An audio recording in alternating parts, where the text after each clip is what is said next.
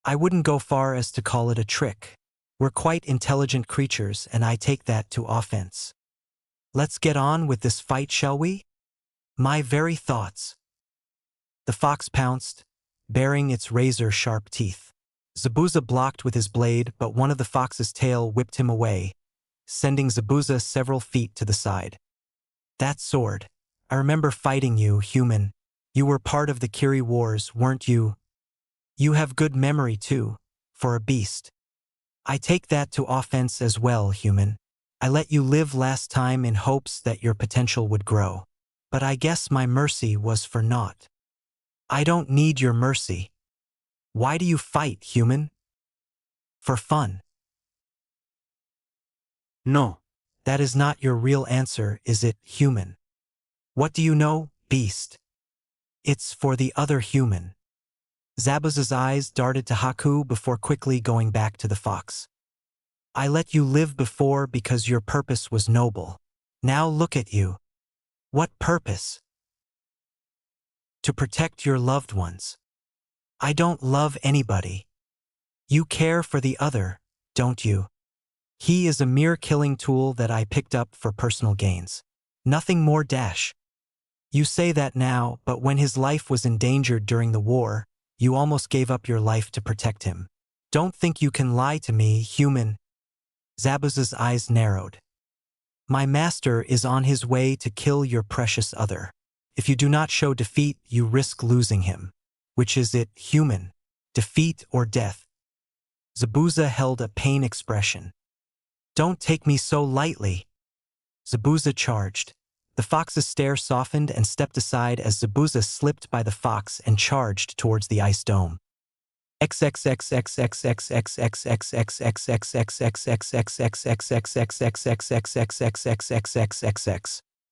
The ice mirrors started to shatter as Haku was on one knee huffing. Naruto held his blade at Haku's neck. So the shinobi no Inari lives up to his name and his father's. Your technique is indeed faster than mine. Please, I don't want to hurt you more than I need to. Surrender now and we can finish this without death. You can even apply as a Konoha nin. I'm afraid I cannot do that. I follow where Zabuza-sama goes.